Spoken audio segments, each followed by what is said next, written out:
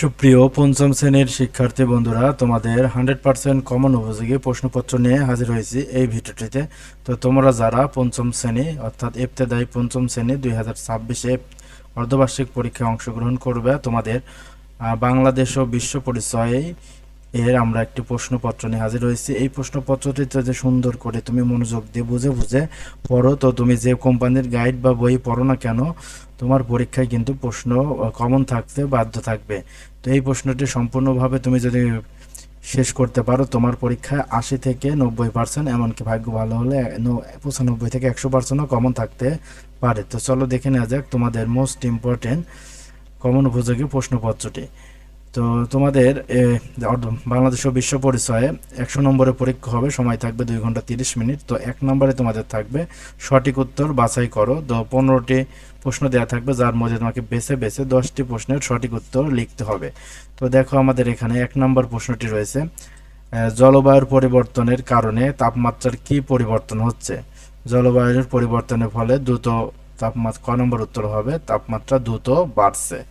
2 নম্বর প্রশ্ন, একই কাজ বারবার করার প্রবণতা নিচের কোন ধরনের শিশুর বৈশিষ্ট্য? তো সঠিক উত্তর হবে খ, অটিস্টিক শিশুর বৈশিষ্ট্য একই কাজ বারবার করার। 3 নম্বর, গারোদের নিজস্ব ভাষা কোনটি? তো গারোদের নিজস্ব ভাষা হবে ক, আচিক।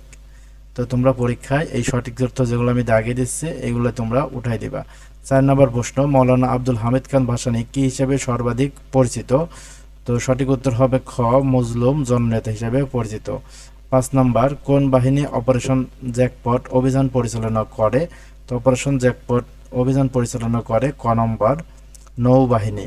6 নম্বর প্রশ্ন, মহাস্থানগড় কোন নদীর তীরে অবস্থিত? মহাস্থানগড় হবে এটা তোমার করতোয়া নদীর তীরে অবস্থিত। 7 নম্বর, ভুটানের রাষ্ট্রীয় ভাষা কি? ভুটানের রাষ্ট্রীয় ভাষা হচ্ছে জংখা। 8 নম্বর, সার্কের প্রতিষ্ঠাকালীন সদস্য দেশ কয়টি ছিল? তো সার্কের প্রতিষ্ঠাকালীন সদস্য দেশ ছিল 7টি। 9 নম্বর প্রশ্ন, জলবায়ু পরিবর্তনের প্রধান কারণ কি? জলবায়ু পরিবর্তনের প্রধান কারণ হচ্ছে গাছ কাটা। 10 নম্বর, অটিস্টিক শিশুদের একটি বৈশিষ্ট্য কি? অটিস্টিক শিশুদের একটি বৈশিষ্ট্য হচ্ছে একই কাজ বারবার করা। গারোদের ধর্মীয় নেতা সাধারণত কারা?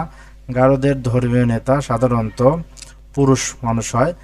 12 নম্বর, ফজলুল হকের মৃত্যুবর্ষ কত? ফজলুল হকের মৃত্যুবর্ষ হচ্ছে 1962। 13 নম্বর প্রশ্ন, কে কালুরঘাট বেতার কেন্দ্র থেকে বাংলাদেশের স্বাধীনতার ঘোষণা করেন?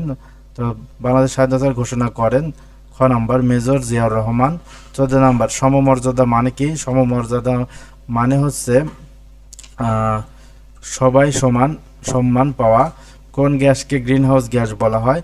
তো সঠিক উত্তর হবে কার্বন ডাইঅক্সাইড। তো শিক্ষার্থী বন্ধুরা, এই 15টি প্রশ্ন সুন্দর করে মুখস্থ করে ফেলবে। এখান থেকেই তোমার 10টি প্রশ্ন কিন্তু অবশ্যই অবশ্যই কমন পড়বে পরীক্ষায়। তো এরপরে তোমাদের প্রশ্নপত্রে কি ধরনের প্রশ্ন আসবে চলো দেখে নেওয়া যাক।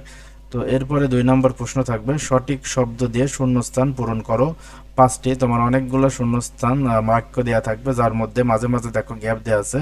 তো এই গ্যাপে সঠিক শব্দ বসাতে হবে। তো আমি তোমাদেরকে এখন পড়ে পড়ে উত্তরটা মুখে বলে দিচ্ছি, তোমরা একটু বানানটা লিখে নিবা।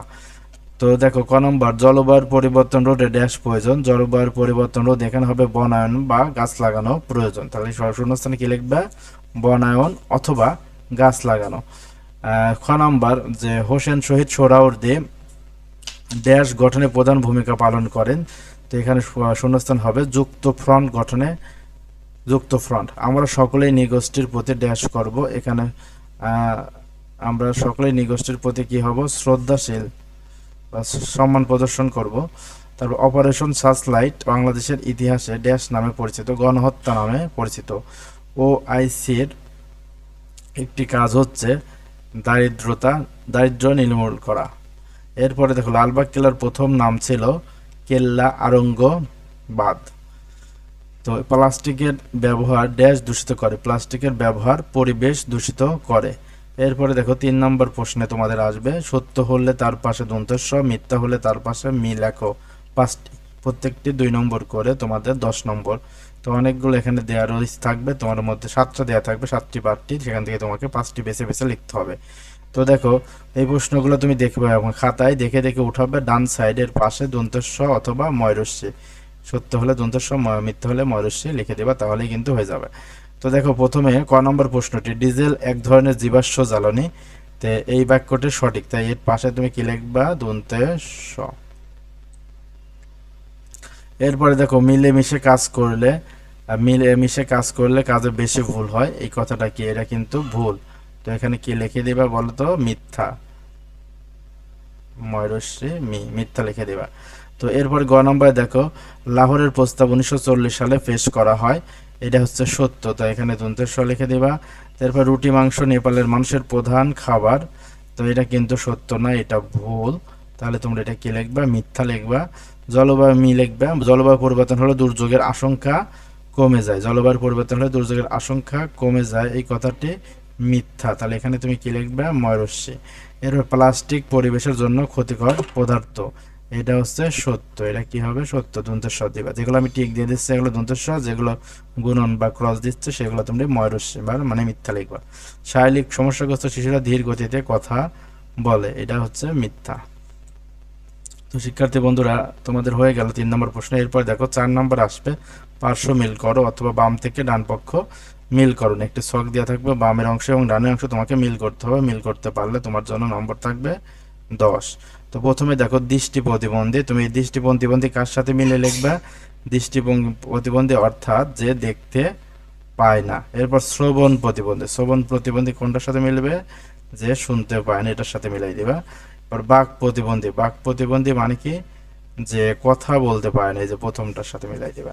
বুদ্ধি প্রতিবন্ধী মানে যাদের বোঝার ক্ষমতা কম, অটিস্টিক শিশু, অন্যের কষ্ট বুঝে সাহায্য করা।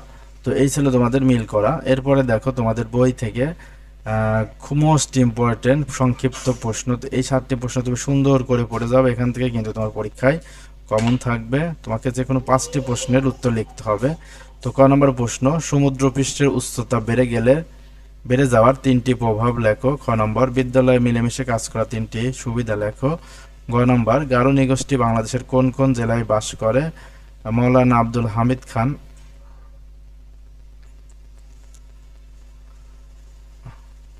মৌলানা আব্দুল হামিদ খানকে কেন ভাসানী উপাধি দেওয়া হয়।